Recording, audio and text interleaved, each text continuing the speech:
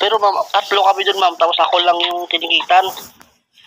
Opo, sa ganung issue sir, hindi ko yun masasagot dahil hindi ko naman po nakita yun.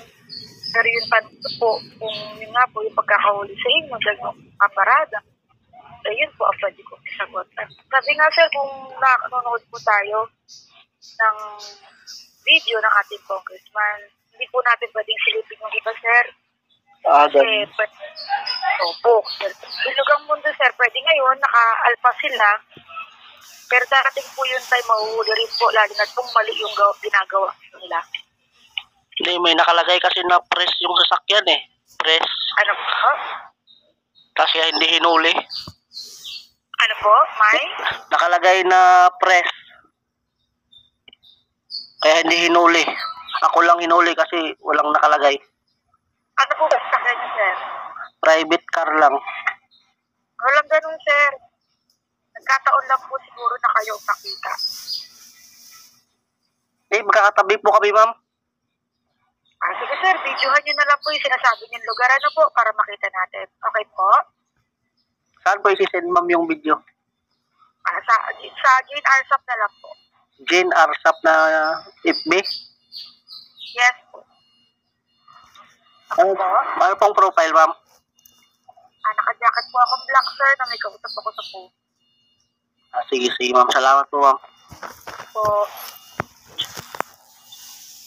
Sige po.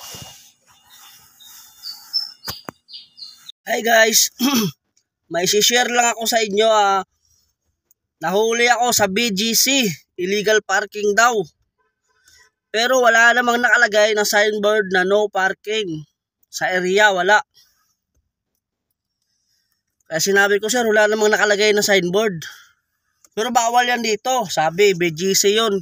Mga gwardiya na deputized daw.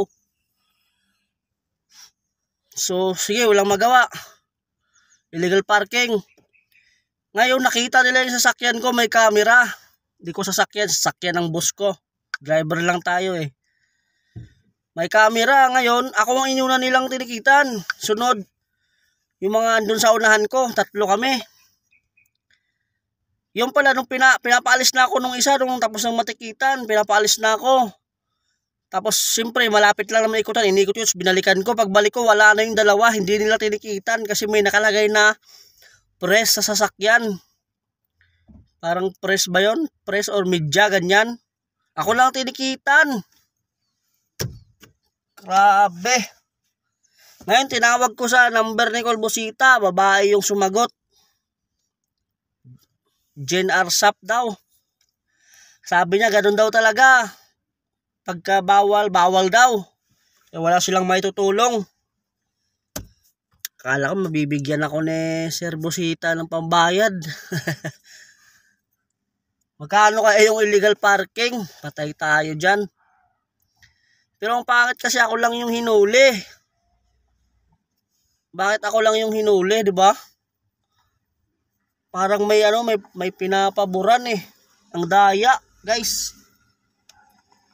Daya talaga. Magkano kaya yung illegal parking na yun, guys? Ano bang masasabi nyo? Magkano ba yun, guys? Comment nyo na lang sa comment section, guys.